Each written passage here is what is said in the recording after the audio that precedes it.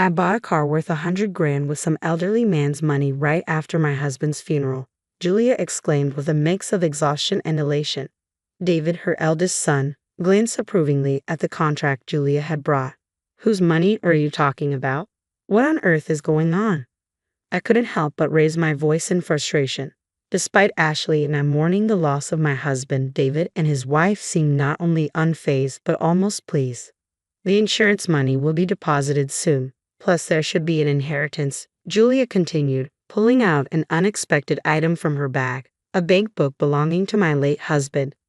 I burst into laughter. What's so funny? You're planning to use that to buy. David started, but my laughter cut him off. I feel sorry for you because that bank book, I managed to say between gasps of laughter, is practically worthless now. My words hung in the air, turning the faces of David and his wife pale. My name is Amanda Simpson. I was married to Chris and blessed with 2 children, Ashley and David. Chris came from a family of doctors with both his parents holding medical licenses. Chris himself worked tirelessly from a young age to join their ranks, drawn by his admirable character and dedication. I got to know Chris through a friend's introduction, and we became a couple. Seeing Chris's dedication, our daughter Ashley also decided to pursue a career in medicine. Though Ashley wasn't naturally academically gifted, her diligence was evident every day.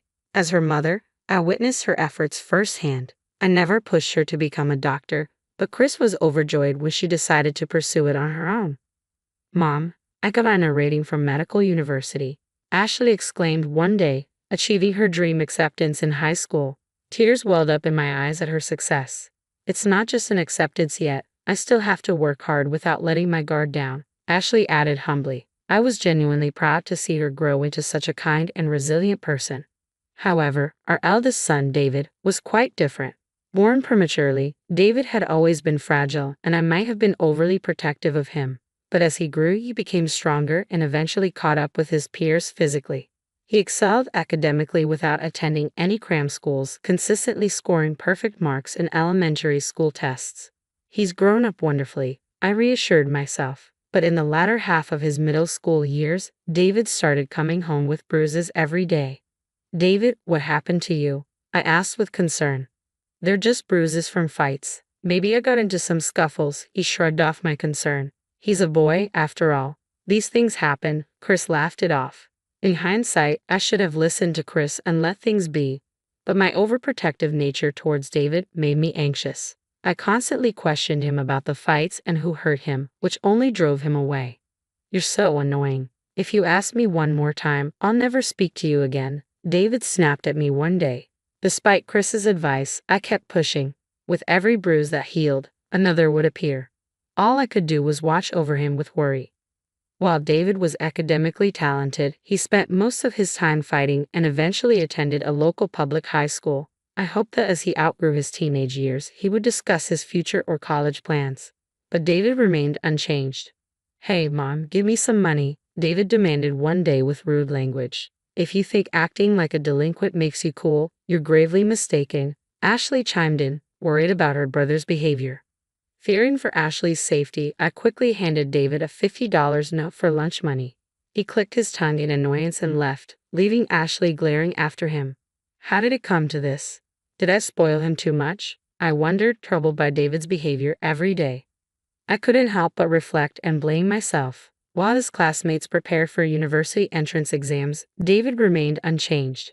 Chris tried to talk to him multiple times out of concern, but David started hurling abusive words at Chris. He hasn't done anything that would involve the police. He's been picked up for being out late with friends more than once or twice, Chris defended David. In the end, David neither found a job nor decided on further studies and simply graduated from high school. David, what are you going to do? You can do well if you study. Isn't it better to go to college? I'm not saying you should become a doctor, but you should get a job, I pleaded with him. David wouldn't even meet my eyes. A year later, David, who had been jobless and staying at home, approached me. Hey, he began. I thought he might be asking for money again, but when I turned to look at him, David dropped a bombshell. I'm having a kid. I'm getting married. I was left speechless from the shock. But I'll start working. Can my wife and I live here? I still don't fully understand the situation. Let's discuss this with your father first, I managed to say. That night, Chris, David, and I had a serious conversation. As parents, we came to terms with David's decision to work and his determination to start a family. We decided to accept this new chapter. On the day we were to meet his wife, Chris Ashley, and I waited anxiously at home.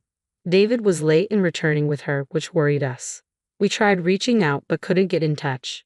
Contrary to our anxiety, they finally arrived just before 3:00 p.m. "We're back," David announced. "Wow, this place is massive. It's like a mansion." "It's nice to meet you. I'm Julia," the woman David brought home greeted us. Despite claiming to be pregnant, she wore high heels and a short skirt that seemed inappropriate for the chilly weather. Her long, shimmering nails held a plastic bag from a baby goods store.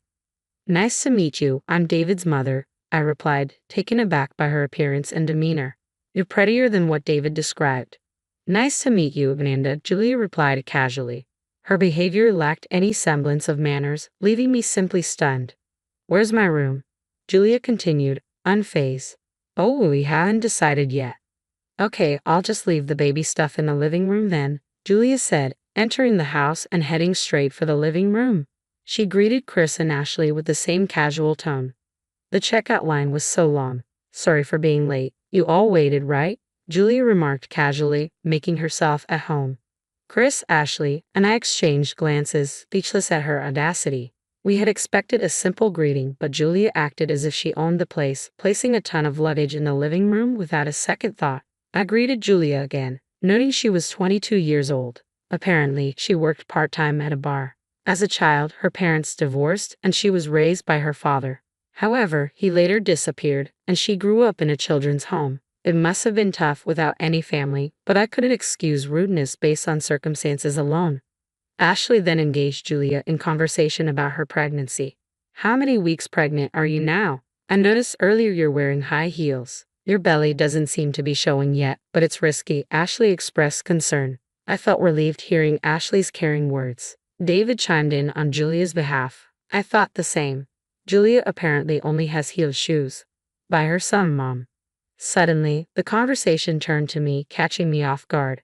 "Oh, don't be surprised. You probably don't know my taste, right? If you give me money, I'll choose for myself," Julia said without hesitation.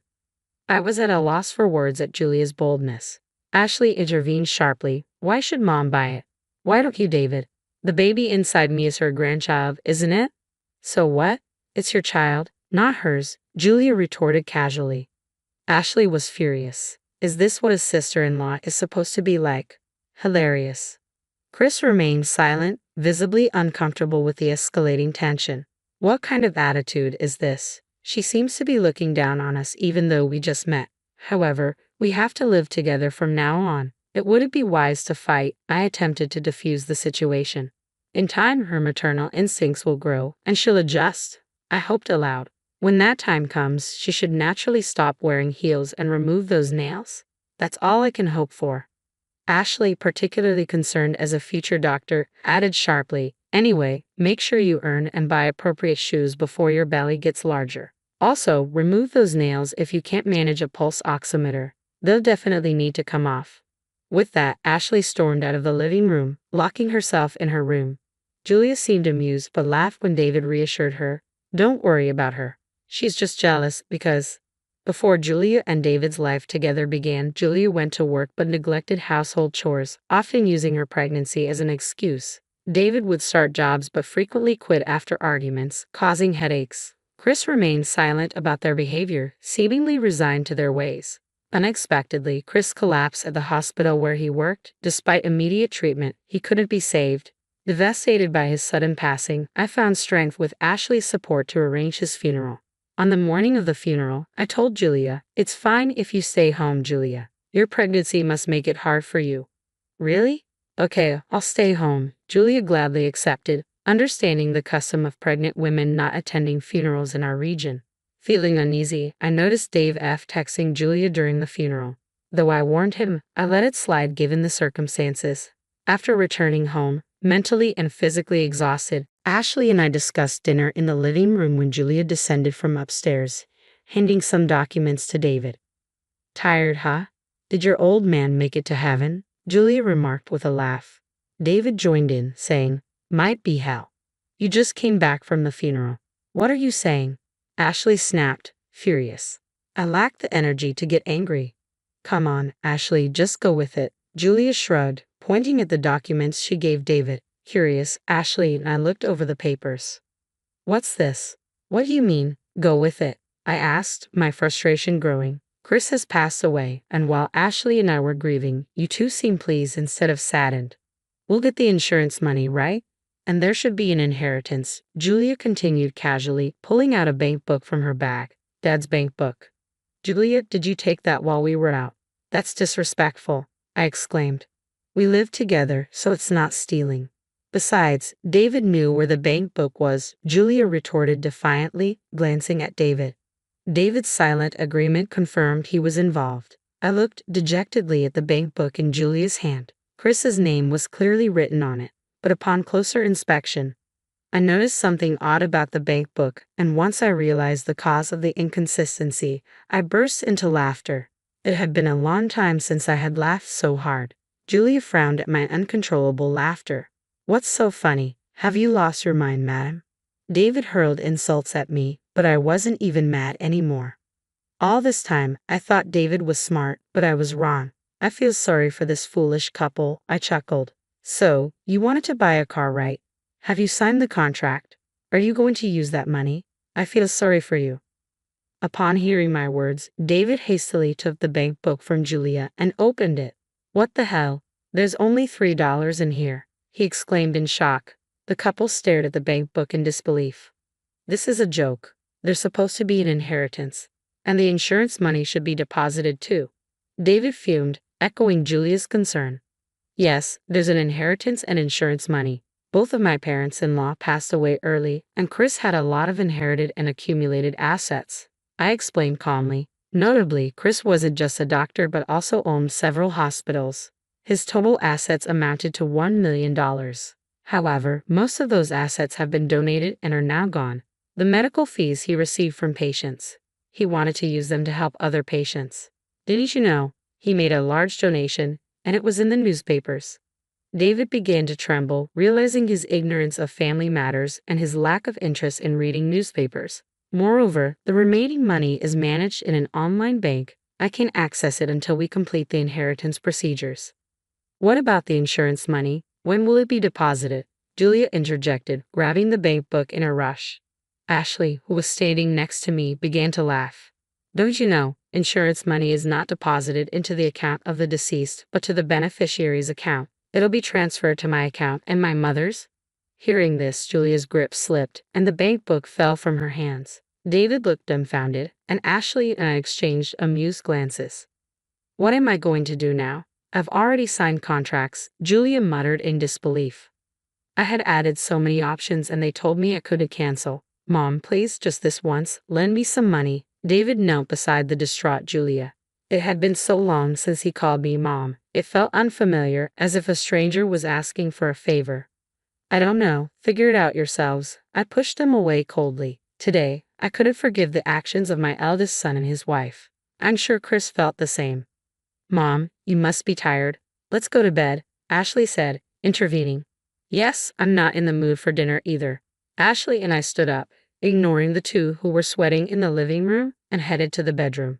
It seemed that during the funeral, David had been communicating with Julia about a deal. I thought they were concerned about their health, but it seemed the car was more important than their unborn child.